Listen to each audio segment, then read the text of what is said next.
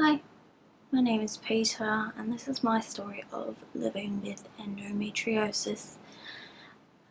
Now this is the first video I've uploaded, so I forget what I'm trying to say a lot, and I do say quite a bit. So I was trying to say, I'm 23 now. I was diagnosed with endometriosis at 19 in 2013? 14. 2014, sorry. I forget dates sometimes too. So with that, my GP was actually trialing me on multiple different birth control options.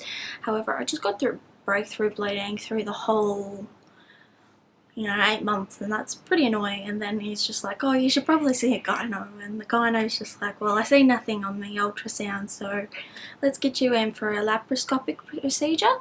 Now, if you don't know what a laparoscopy is, it's basically where it's a surgery they do under general anesthetic, which they do for a multitude of reasons. Say if you've got an appendicitis or a gallbladder, gallstones or something like that, they may go and do a laparoscopic procedure. So basically what they do is they put a camera through the belly button in a small incision, and then they use a couple of other areas of the abdomen and put a few other little nicks in the skin to get their instruments in to just remove any stuff in there. So from that, they found I had some severe endometriosis, which they never really told me like where it was or anything like that, but that was okay with me. I was feeling a bit better post the surgery.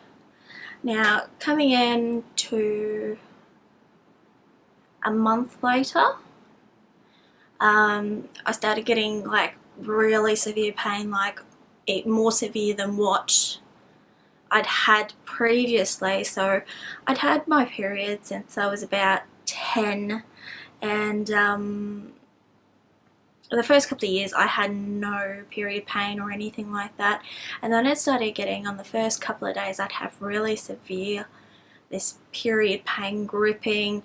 I'd be nearly vomiting, and look, my mum had exactly the same when she was a kid, so she kind of put off, and she was just like, well, that's what I had when I was a kid. So we never really got it investigated, and I'd have some naproxenic or some Panadol and ibuprofen, and I'd do okay, a heat pack, and then I'd go to school and still be able to live my life normally. So post the first surgery in 2014, as I said before, 1 month later I had this severe pain. Went and saw this gynecologist, which was the only one in the area at that time. Now, I'm from Australia, and I was living in Queensland at that point, and I was living in a small rural area. So there wasn't, access to services that I do have now living in a larger town. Like, I currently live in Canberra, so that's a bit better. I've got more options for gynecologists and hospitals and stuff like that. So I went back to see him, and he turned around to me and said, basically to the point, I know I've got everything out, you know the risk, blah blah blah blah blah, and I got in massive trouble. So I went afterwards, I was just sort of taking tramadol for the pain on top of Panadol, and ibuprofen, and now it's really funny because I get the tramadol itches when I have too much, where you just feel like you have to itch, and it's just a normal reaction to any opioid-based medication. From there, I went to see my GP, and my GP, by that point, 6 I think it was about a year post, we found out a new gynecologist was moving to the area, and she was female, and she was like, so we thought, let's give her a go, because I shouldn't be having this ongoing severe pain post having a laparoscopy. And he said he got all the endometriosis. Now, about a year to the date, in 2015, I went under and had another laparoscopy procedure. After I came out of that, now I had a catheter in, didn't know that was going to happen. I was on a PCA, fentanyl PCA, with a background dose of 70 micrograms per hour, I think it was. But that's what they told me. They're like, that is a big dose per hour, and I was basically high on opioids. However, I could still breathe, which was great, because that's a normal, so any opioid medication is a respiratory depressant, so it reduces the drive to actually need to intake air and actually have your muscles breathing, which is the muscles in your diaphragm. So basically, I was very happy with that. I was in a bit of pain, but nothing that I couldn't deal with. Now, so from there, she came and saw me. A beautiful lady. She turned around and said, what a mess. It was just full of adhesions, and I'd done the wrong thing. And it was not until like a year or so later that I found out that with my skin, when I had to have a mole removed just because it looked a bit funky and it was precancerous, that when something burns on my skin, I keloid scar. So that's basically like you get a blister underneath. Now, it's not like anything to worry about when you get keloid scarring. However, my blistering was quite painful.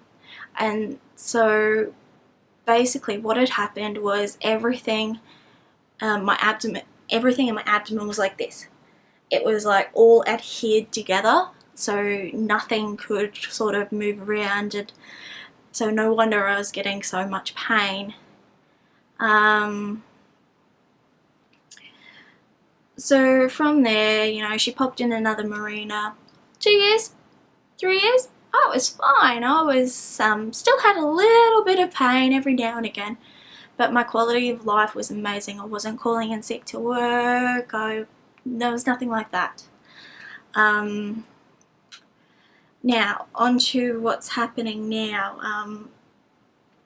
About 2 years ago, I moved to Canberra.